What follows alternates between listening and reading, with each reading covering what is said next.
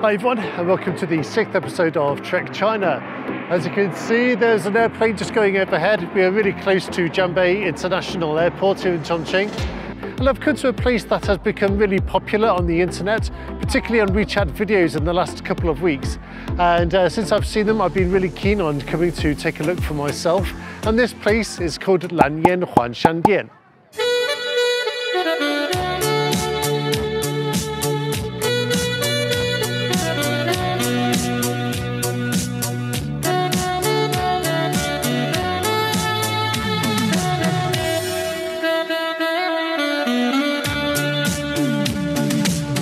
Now, a lot of the people in this city are dubbing this place as the Chongqing version of Sanya. And that's because if you take a look behind me, we have all of these palm trees. It looks like we have a sandy beach. Lots of people out here taking photographs. Now, just a few weeks ago, I think people were free just to come here and waltz around as they please. But since this place has become really popular, we can see they've set up this fence here. And I thought to begin with that they were actually charging people to buy entrance tickets to get inside, but that's not really the case. Okay, nearly got locked out. I've just told the lady at the door, who's just run away to get on with some business, that I'm going to spend some money in here, so I don't think that's going to be a problem. As you have seen in my previous 2 installments of Trek China, I recently did a week-long tour of Hainan, which was called an Open Future, and that was organised by the Hainan International Media Center. So during this video, I also want to tell you what else we saw during that trip. Now, people in Chongqing really love to take advantage of the mountains, and many of you come to places like Tongloshan, Goloshan, Nanshan, places like that, to get to find lots of rural guest houses where you can go and relax, perhaps stay overnight. You can play mahjong, cards, chat away, have some tea, have something nice to eat, anything you like really. It is, of course, just a Wednesday afternoon. I think everybody's busy at work. So as you might expect, you can see a lot of older ladies and also some parents with young children. And I was curious whether it would be possible to go into the water here, but on close inspection, I have to say it does look a little bit murky. And if you take a closer look, there are also a lot of sharp-looking stones at the bottom, so I wouldn't recommend you really go in there for a paddle or even to swim. Now, at the beginning of the tour, we started off in the capital of the island, which is a city called Haikou. And after we had the opening ceremony, we went to check out the Jiangdong new area. They have like an exhibition hall. We went up one of those prefabricated buildings.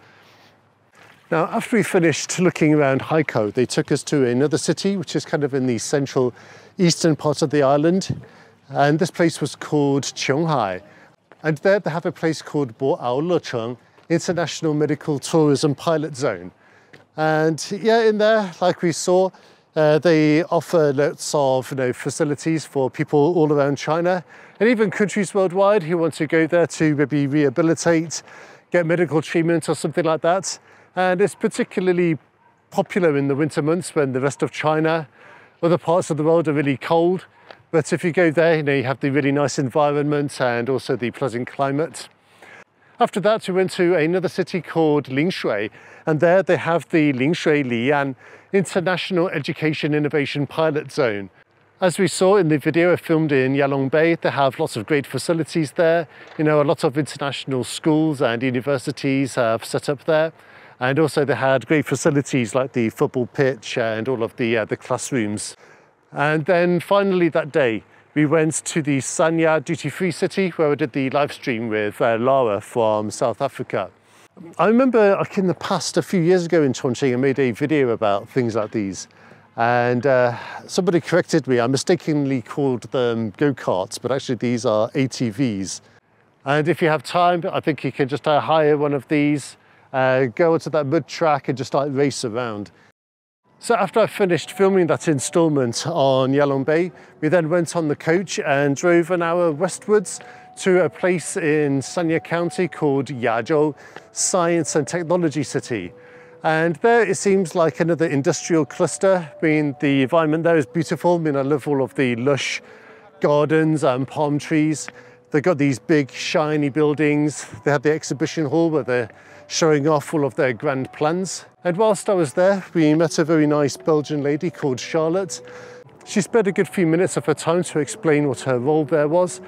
The industries that we focus the most on are, of course, agriculture technology, with a focus on seed breeding. The reason, of course, is because we have this beautiful temperature and this tropical climate that allow the breeders to reduce by 50% the breeding cycle of the crops. And then the second main industry that we are developing is everything related to marine technology, with focus on deep sea research.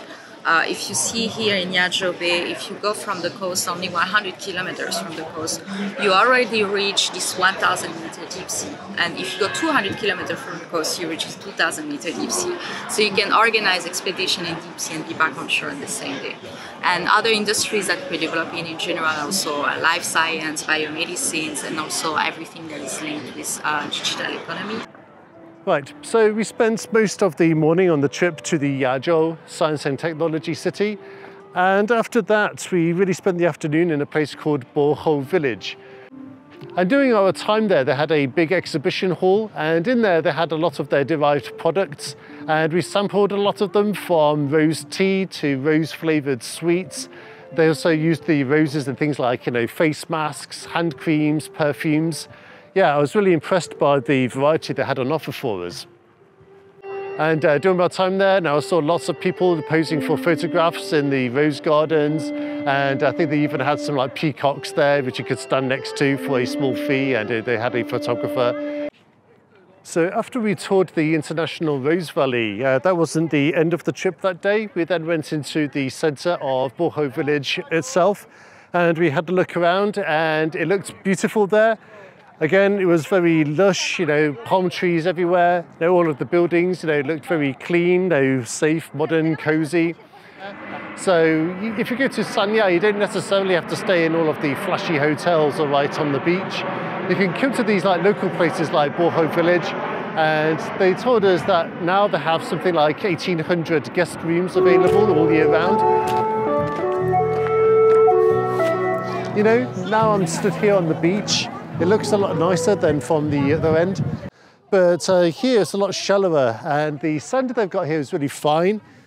So I can dig quite far down, and I'm going to show you a handful of the sand here. After we finished that trail in the rainforest, we then went to another place called Maona Village, and we saw lots of interesting things there. First of all, we visited a tea plantation. But later that same day in Maona Village, we had a really special experience come the evening, because we took part in an event called the Long Table Banquet, which is usually put on by the Li ethnic minority for special guests.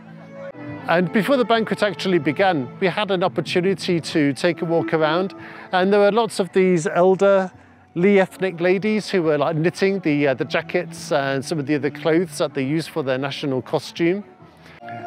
And then later, during the Long Table Banquet itself, the Li people put on this variety show for us, and that had a lot of fun activities, such as this prospective marriage dance. And the idea behind that is that you have these long poles, and people stand at each end of them and move them forwards and backwards. And the idea is that prospective couples, they hold each other's hand, and they kind of have to hop in between the moving bamboo poles and try not to get their feet caught or fall over at the same time.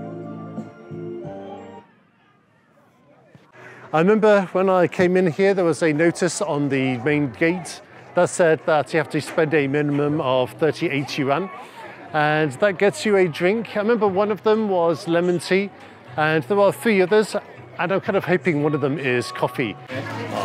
可以问一下，你是不是这里的老板吗？不是，不是啊。对，我不是老板。这是在这里工作呀？对，我只是在这边负责接待客人。这是谁的想法，把这个地方打造成一个有点像三亚这样的一个地方？因为现在我们是主做婚宴，就是新人结婚。然后现在的话，年轻人都还是比较喜欢户外的婚礼，所以说本身我们这个也是其中一家店。这个店是想做一些创新，然后主打这个沙滩的一个婚礼，或者是草坪的婚礼这样的。对。是不是有很多人来这里拍那种婚纱照啊？会有的。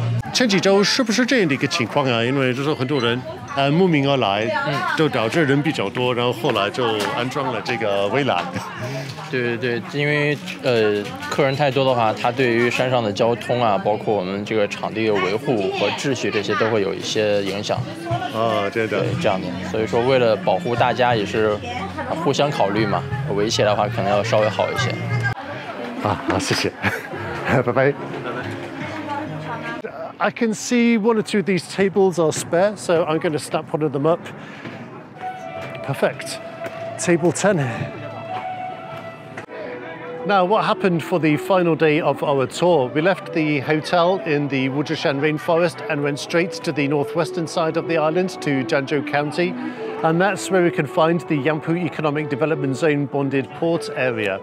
So the Hainan Free Trade Port is going to take the lead in implementing an import and export management mechanism featuring free flow through the first line and efficient control at the second line. Now this front line, or the first line, is going to be the international customs border, and the second one is going to be the customs border between Hainan and the Chinese mainland. After we had a brief tour through the exhibition centre, we also went to two other places. One of them was called the Hainan International Oils and Grains. It says in the booklet here that it is a key investment project in the Yangpu Economic Development Zone, and that Auska is the country's first pilot enterprise to enjoy the tariff exemption policy for products that undergo 30% or greater value-added processing in Hainan. And then the final place where we took a look around was the Yangpu International Container Terminal. Now, I've kind of seen this in the past because I've stayed on the nearby Ocean Flower Island, and you can see these container ships kind of coming and going on any given day. It was officially put into operation on December the 16th, 2016 at a cost of more than 2.3 billion yuan. And finally, the 23-hectare storage yard has an annual throughput capacity of 1.6 million TEUs. Okay then, before I finish this instalment of Trek China, I just want to say sorry that we haven't really been on a proper trek. But rest assured, after this one, I'm going to find a proper mountain trail or something, or an urban trail that we can go out and explore and do some proper climbing. But anyway, thanks for following. Don't forget to subscribe if you like what you've seen, and I'll be showing you another cool place to trek in China one day very soon.